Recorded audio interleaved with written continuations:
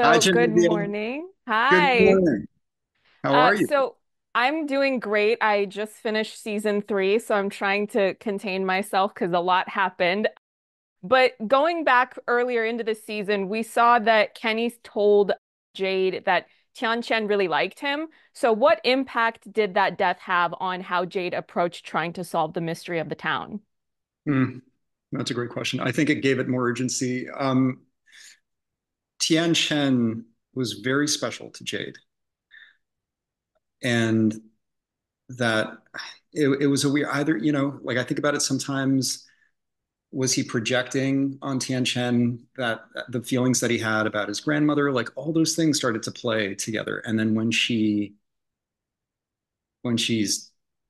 I guess, eaten by the monsters, I think it really has a terrible effect on Jade, and he starts spiraling even more out of control. But it also like makes it that much more urgent to get out of town, get back to the real world, find a way out, right? And to keep that promise that he made her in a way, which was,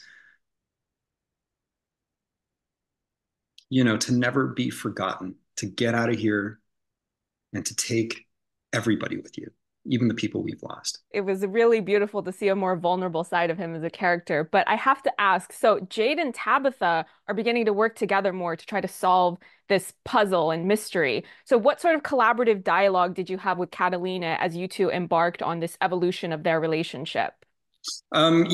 That's a great question. We've definitely broken down script together. We've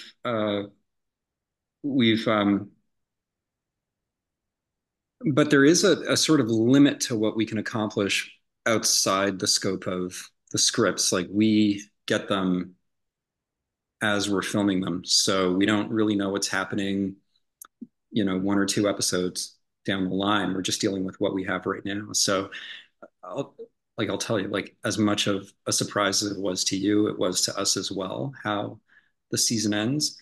Um, I, for one, didn't really see that coming. It was shocking, but it does, you're right, it does. Like I think their relationship is pivots and is going to continue to pivot, I think, as a consequence of that. I find Jade to be a bit of an enigma all throughout this season because Yeah, on the me too, one man. hand, well, because on the one hand, he seems to isolate himself quite a bit, but then on the other hand, we see these moments of him forming these more meaningful connections with some of the other people in the town. So, from your perspective as an actor, is Jade consciously or subconsciously seeking out those relationships and connections with other people? I think it's a surprise to him as much as anybody else, but I have noticed that there are these, whether it's with Bacta, whether it's with Tom, whether it's he finds these moments to take the mask off, right? This kind of the idea of Jade kind of goes to the side, and then he can almost be a real human being with people that he owes nothing to, right?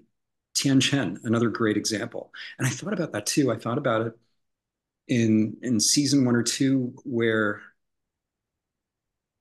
he in Tian Shen's presence he can say the things that are on his mind without really having to worry that she's getting it all. It's almost like a safe space for him to just lab and for all his insecurities and vulnerabilities to come out. And sort of that's been an interesting thing to see too with certain characters like you mentioned, that there are versions of Jade that come out, and sometimes he lets us see who he is, and sometimes he needs to hide it.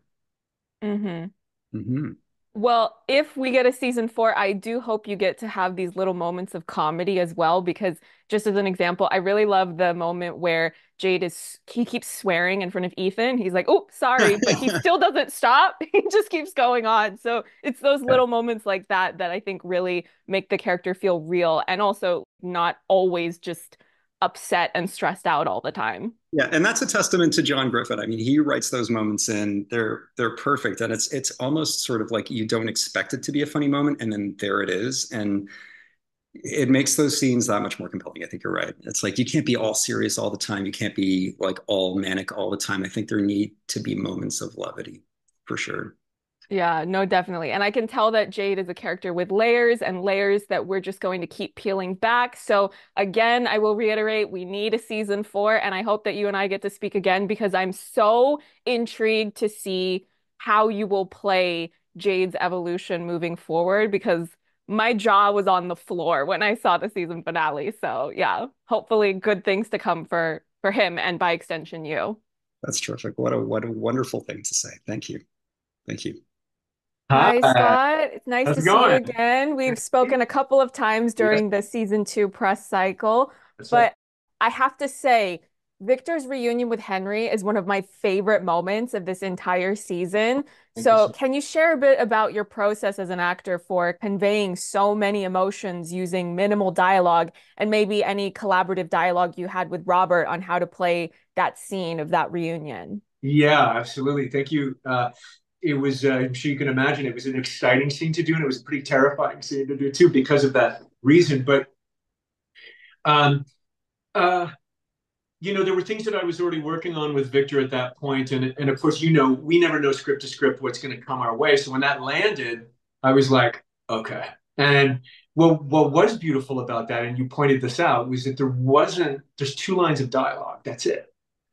And it literally took up this much of the page the way John described it. It wasn't sort of like written as this elaborate thing. They walk towards each other, they meet just how you see it.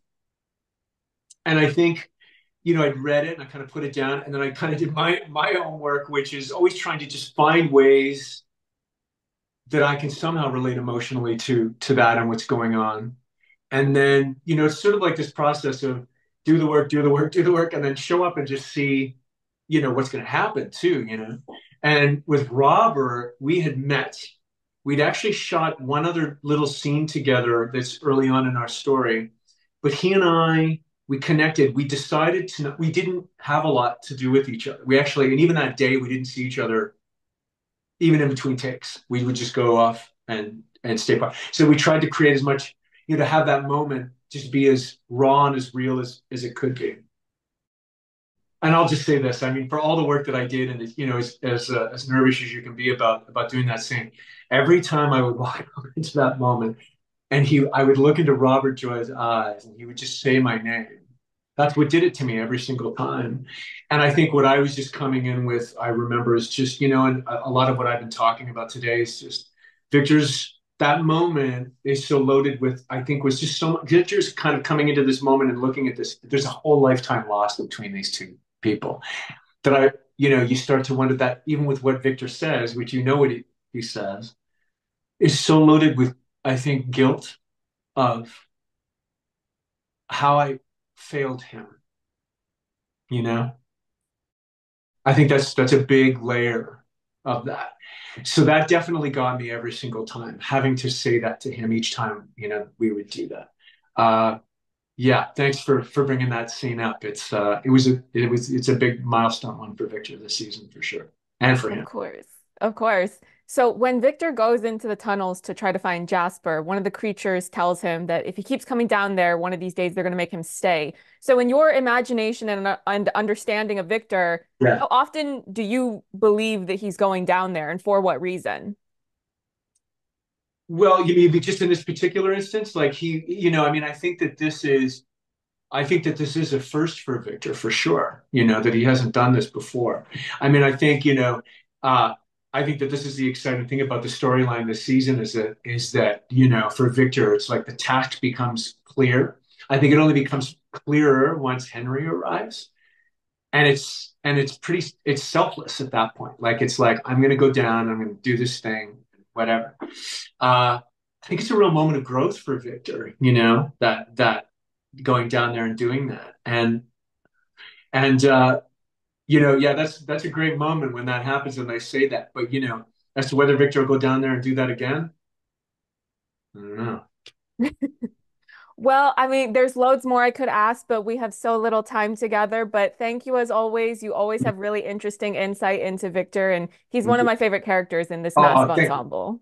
thanks so much. It was great seeing you.